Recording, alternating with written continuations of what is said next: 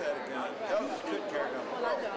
Yeah, but this is a sharp. Elders had a camera, but they arrested him because he was dressed Panther. It's 800. Oh, I got you.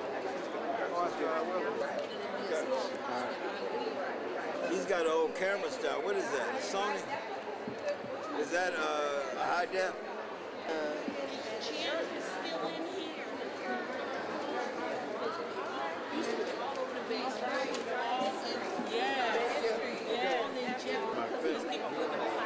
But this is a very important book for me. Very important book.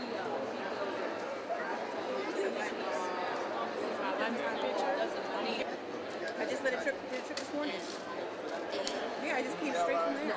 This is Ron Thompson, still at the Making the Connections, the African American organization.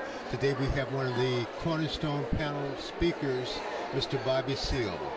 Mr. Bobby Seale is one of the co-founders, one of the cornerstones of the Black Panther Party.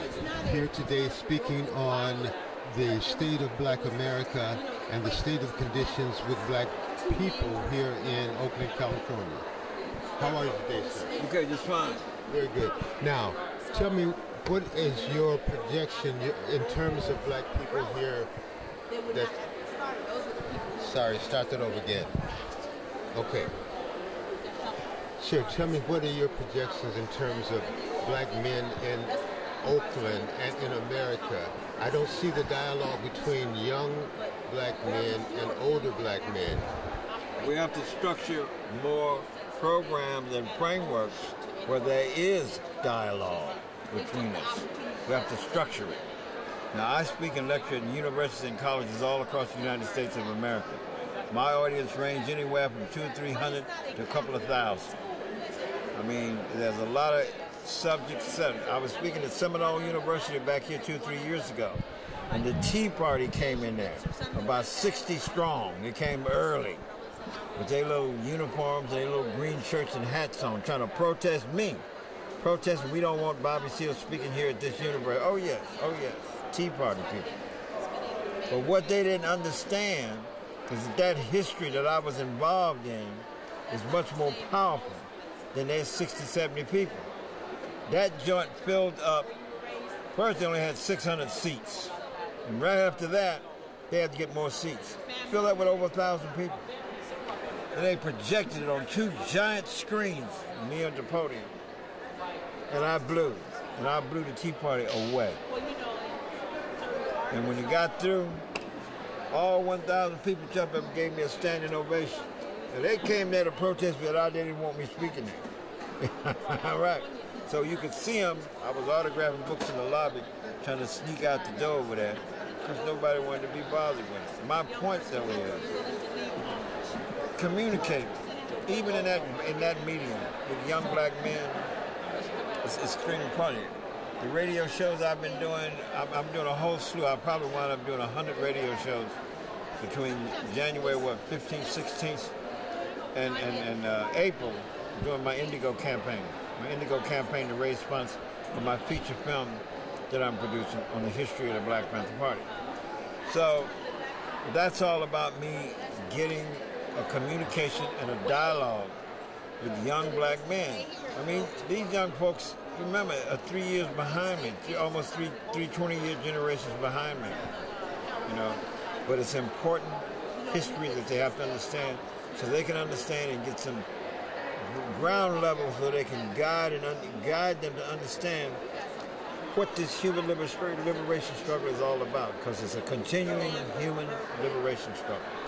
Do you find that young Blacks are knowledgeable today? How do you see them in terms of their projection of a support to the Black community? Well, I mean, a support, they are the Black part of the Black community, young people. It's about them understanding what it is to be dedicated to the human liberation of your community.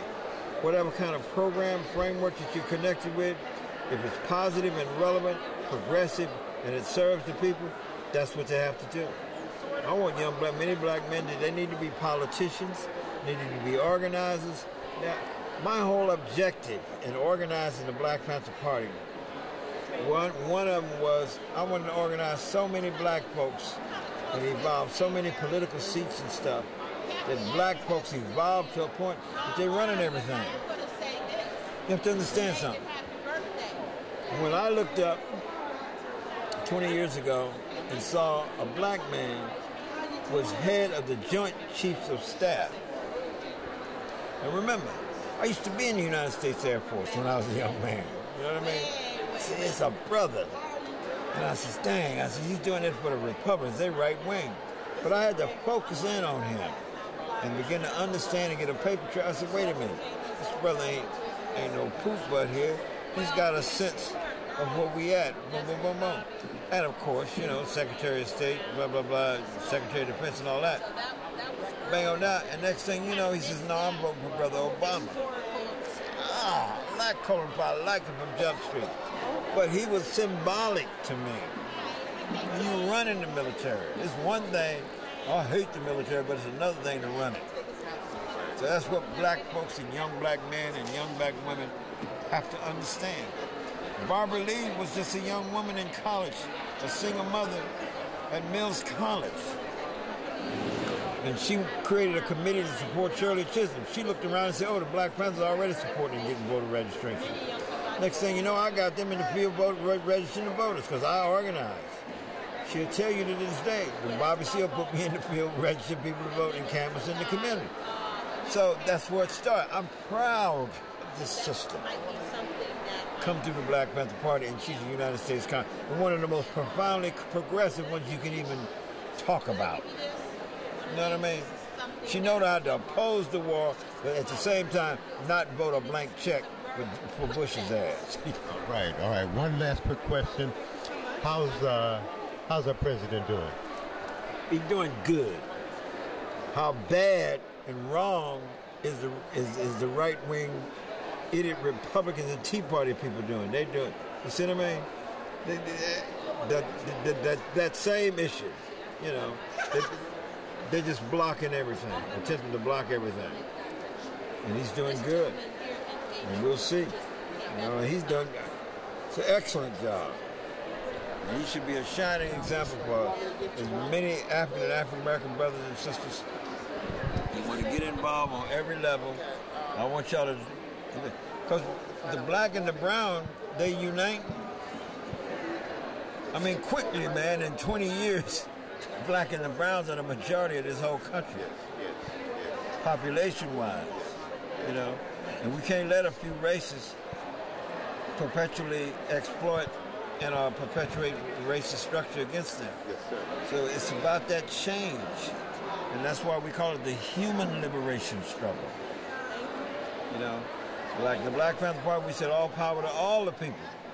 It included black people's empowerment. It included brown people's empowerment. It included, this is what this is about. You know. Thank you, sir.